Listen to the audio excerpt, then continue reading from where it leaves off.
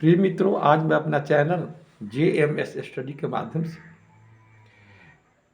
श्रीमद् भागवत गीता का 18 अध्याय का बाकी भाग 46 श्लोक से शुरू करने जा रहा हूँ। ध्यान से सुनिए। जता प्रवृत्ति भूतानां येन सर्वमिदं ततं स्वकर्मा तमभ्यश्च सिद्धिं विन्दति मानवः। जिस परमेश्वर से संपूर्ण प्राणियों की उत्पत्ति हुई है और जिस यह समस्त जगत व्याप्त है, उस परमेश्वर की अपने स्वाभाविक कर्मों द्वारा पूजा करके मनुष्य परम सिद्धि को प्राप्त हो जाता है। श्रेयान स्वधर्मो विगुणा परधर्मास्व तिष्ठा स्वभावनितं कर्म कुर्वन् पापनोति क्लिश्वम्। अच्छी प्रकार आचरण किए हुए दूसरे के धर्म से गुण रहित भी अपना धर्म श्रेष्ठ है, क्योंकि स्वभाव नियत कर किए हुए स्वधर्म का करता हुआ मनुष्य पाप को नहीं प्राप्त होता।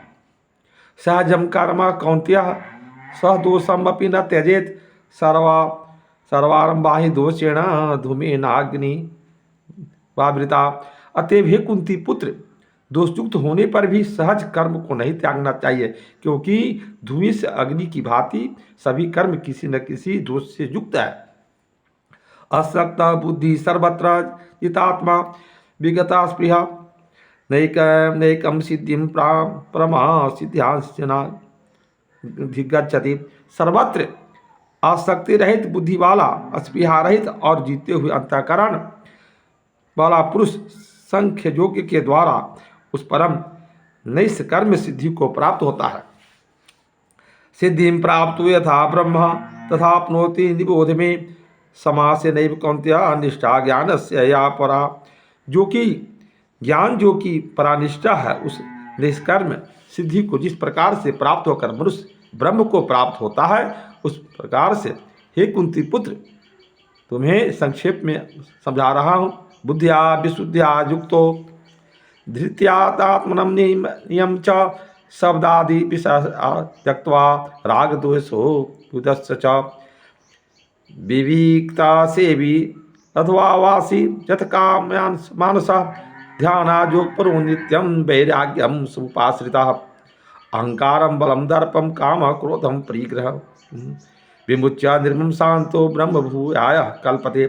विशुद्ध बुद्धि से युक्त तथा हल्का तात्विक निमित्त भोजन करने वाला, शब्द आदि विषयों का त्याग करके एकांत शुद्ध देश का सेवन करने वाला, सात्विक शक्ति के द्वारा अंतःकरण और इंद्रियों का संयम करके मन, वाणी और शरीर को बस में करने वाला, राग द्वेष को सर्वथा नष्ट करके भली बातें दृढ़ वैराग्य का आश्रय लेने वाला, अहंकार बल घमंड काम क्रोध और परित्याग का त्याग करके निरंतर ध्यान योग के प्राण रहने वाला, ममता रहित और शांति युक्त पुरुष सच्चिदानंद घन ब्रह्म में अस्मिन भाव से स्थित होने का पात्र होता है।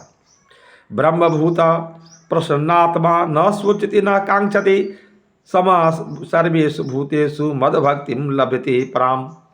फिर वह सच्चिदानंद घन ब्रह्म में एक ही भाव से स्थित प्रसन्न मन वाला योगी न तो किसी के दिए हुए सो करता है और न किसी का आकांक्षा ही करता है। ऐसा समस्त प्राणियों में संभाव वाला योगी मेरी पराभक्ति को प्राप्त हो जाता है। भक्त्या माम भी जानाति यावन्नस्मि तत्वतः ततो मां तत्वतो ज्ञात्वा विशते तदंतरम।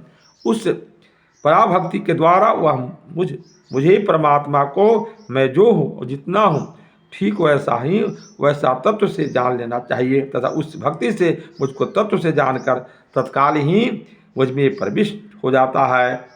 स्व सर्वकर्माणि सदा कुर्बाणो मद व्यापश्च मत प्रसादात् माप्नोति शाश्वतं पदम अव्ययम्। जो प्रायण हुआ कर्म योगी तो संपूर्ण कर्मों को सदा करता हुआ भी मेरी कृपा से सनातन अविनाशी परम पद को प्राप्त हो जाता है। चेतसा सर्वकर्माणि मयि संन्यस्य मत्परः बुद्धि योगम उपाश्रिता मच्चिता सत्यम भवा।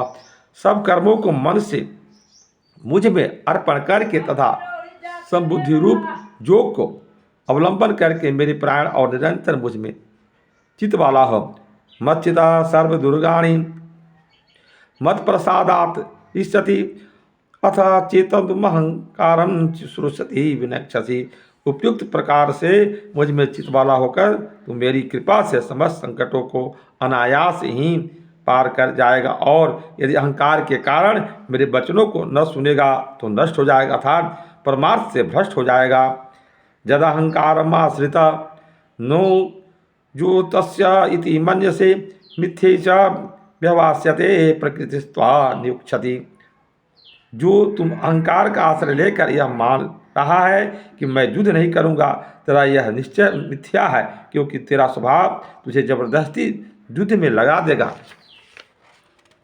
स्वभाव जनेना कौंत्या निबधा स्वनिर्कर्मणा कर्मणा कर्तुनिच्छसि जनमोहात् करिष्यत्व वसुअपि तथा। हे कुंती पुत्र, जिस कर्म को तुझे मोह के कारण करना नहीं चाहता, उसको भी अपने पूर्वकृत स्वाभाविक कर्म से बधा हुआ परवश होकर करेगा।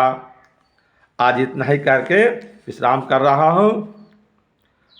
यह वीडियो आपको अच्छा लगे तो सब्सक्राइब के साथ जो है लाइक जरूर कर दीजिएगा। धन्यवाद।